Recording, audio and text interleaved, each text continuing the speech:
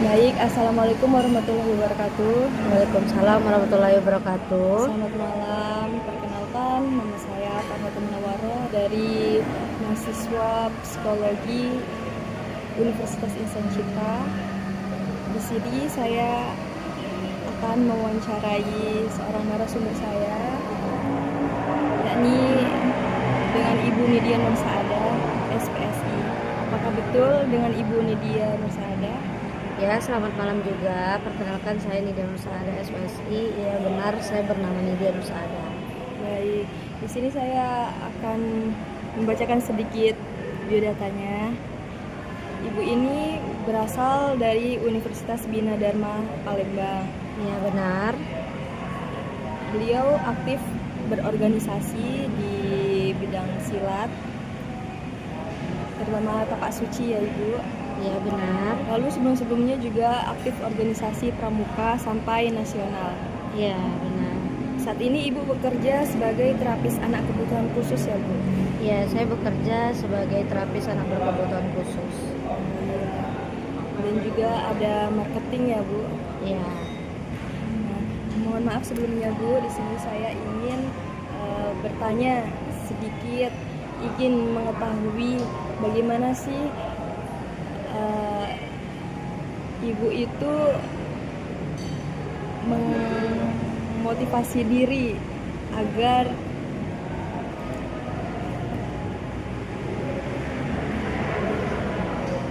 Ibu itu merasa kalau dirinya baik-baik saja.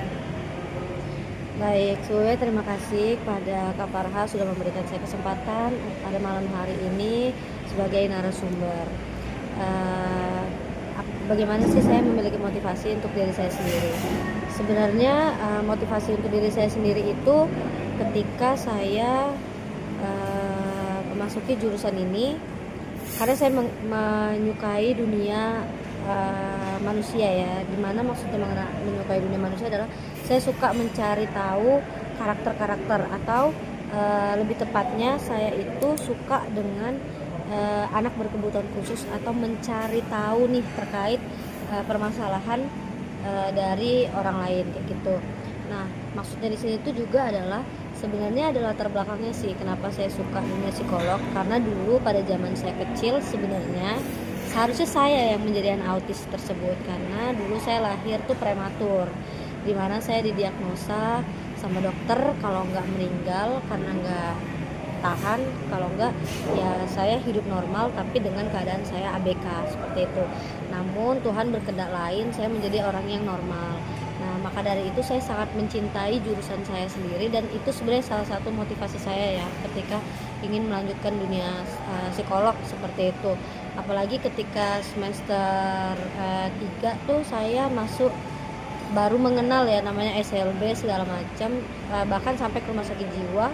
Di situ sampai buat saya netesin air mata ya, kayak saya mikir gini, seharusnya saya loh yang di situ kayak gitu, seharusnya saya yang dulu didiagnosa sebagai anak berkebutuhan khusus, namun kehendak Tuhan malah saya sekarang yang menjadi seorang dokternya seperti itu. Walaupun saya baru S1, cuman itu sih sebenarnya menjadi motivasi besar saya, kayak wah seharusnya saya loh yang harusnya diobati, tapi sekarang saya bisa ngobatin orang seperti itu. Baik Bu, itu sangat bermotivasi ya Bu, karena dari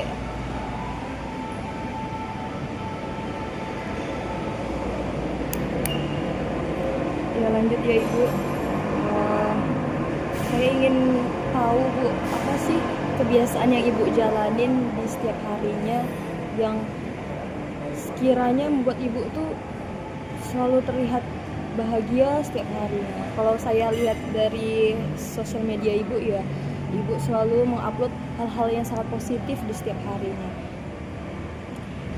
Sebenarnya sih kalau untuk terlihat bahagia pasti setiap orang apalagi di sosial media akan ngepost hal yang bahagia terus ya kayak gitu.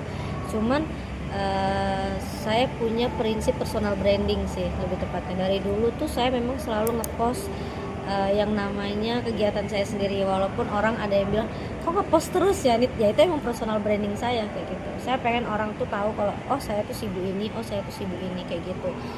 Nah, terus yang buat saya selalu bahagia adalah saya suka mencintai pekerjaan saya. Jadi saya tipe orang yang kayak gini, Misalnya saya suka dunia silat karena saya kan memang aktif di silat ya. Untuk saat ini tuh saya ya pergi kerja, eh, pulang kerja langsung silat, terus saya juga punya usaha joki, terus saya juga gabung di WO, terus saya juga punya anak les ya di rumah.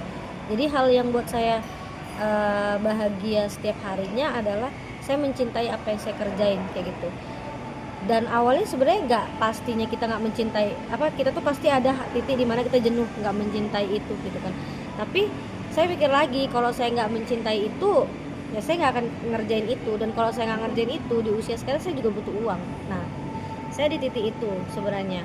Terus juga kenapa sih suka bahagia terus, kayak mana sih cara membendung moodnya yang lagi nggak bahagia terus tetap bahagia, lebih ke apa ya, karena saya tahu konsekuensi pekerjaan saya itu memang di dunia masyarakat, dimana ibaratnya gini, lo mau sedih nggak sedih lo tetap harus bahagia karena memang itu dunianya gitu kan, dunia kerja saya. Karena saya sebagai terapis berkebutuhan khusus, saya juga sebagai marketing di kantor, ya memang kerjaan saya setiap hari ketemu anak ABK yang kita marah, kita nangis juga dia nggak ngerti gitu.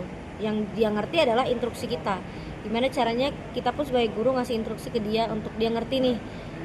Dan kita nggak bisa membuat mood kita yang nggak bagus ke mereka nggak akan paham gitu. Terus saya juga marketing, ketemu klien, rapat setiap hari, klien juga nggak peduli lo mau marah, lo mau sedih, lo mau apa juga nggak peduli. Intinya kita ketemu klien, kita rapat, kita bahas bisnis, ya udah. Yang buat itu ya udah konsekuensi di kita, cintai dulu pekerjaannya, kita ketahui konsekuensinya apa, ya udah kayak gitu. Itu sih.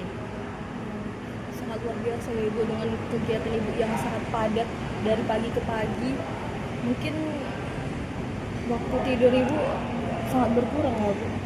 Sebenarnya kalau waktu tidur tuh sangat berkurang tuh iya, karena kan pergi pagi tuh kadang, sebenarnya pekerjaan saya tuh di kantor tuh fleksibel ya.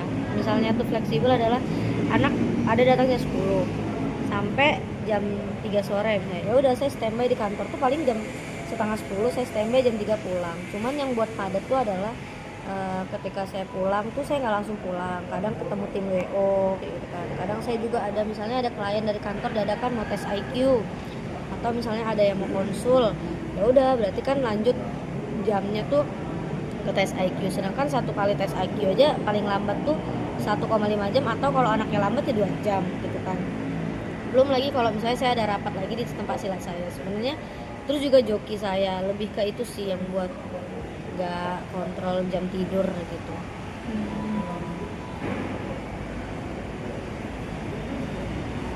Jadi kalau misalnya ada kegiatan yang saling bertabrakan, apa yang ibu prioritasin terlebih dahulu?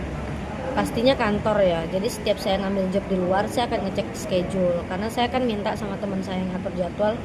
Saya pakai Google Calendar kan. Jadi saya minta sama dia kayak apapun itu schedule saya di kantor, tolong dicatat di ini, di Google Calendar. Kenapa? Karena biar saya tahu, oh jam sekian saya ada rapat nih dengan ini. Nah, ketika saya tahu schedule saya di kantor ada itu, saya akan ngambil jam di luar, jam rapat di luar itu di luar dari jam kantor. Atau misalnya jam kantor bisa digeser ke orang lain, nah maka saya akan menggeser jam kantor kayak gitu. Kalaupun misalnya ada yang bertabrakan, saya akan lihat mana yang harus diprioritaskan dulu, apakah kantor, apakah luar. Kalau kantor tuh biasa saya tinggalin ketika ada yang handle kayak gitu.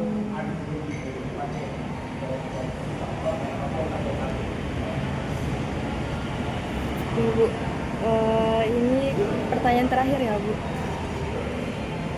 Apa sih kunci yang ibu pegang teguh terhadap diri ibu yang bisa buat ibu bertahan sampai saat ini?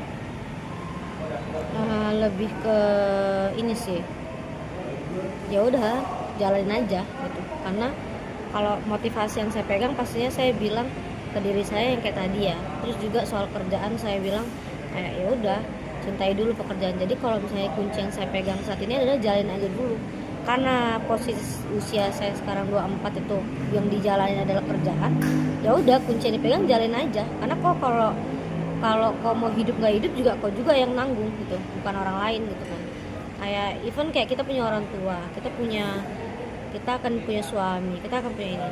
Tapi apapun yang terjadi juga kita juga kan yang akan nanggung. Jadi kayak sebelum kau punya laki, sebelum kau punya suami, yang pastinya kita akan balik ke kodrat kita sebagai perempuan. Kau buat aja dulu dirimu kayak mana sebentuknya. Kalau kau mau jadi ibu yang jahat, ya kau bentuk aja jadi ibu yang jahat. Kayak mana kau cara jadi dirimu yang jahat. Kalau kau mau jadi ibu yang baik, ya berarti kau belajar cara parenting yang baik. Kalau kau pengen jadi ibu yang gaul, ya kayak mana caranya kau punya dunia pergaulan yang bagus. Nanti anak kau akan bagus. Lebih ke situ sih, karena kan kau juga yang akan nentuin hidupmu. Kayak gitu sih. Ya Bu, sangat luar biasa, sangat inspiratif ya Bu. Wawancara kali ini dengan Ibu Nidia Nur Saada SPSI. Ya, closing statement yaitu jalani aja hidupmu, kamu yang nanggung sendiri, dan cintai pekerjaanmu. Apapun yang kamu lakukan, cintai pekerjaanmu, karena semua akan indah pada waktunya. Ya benar banget.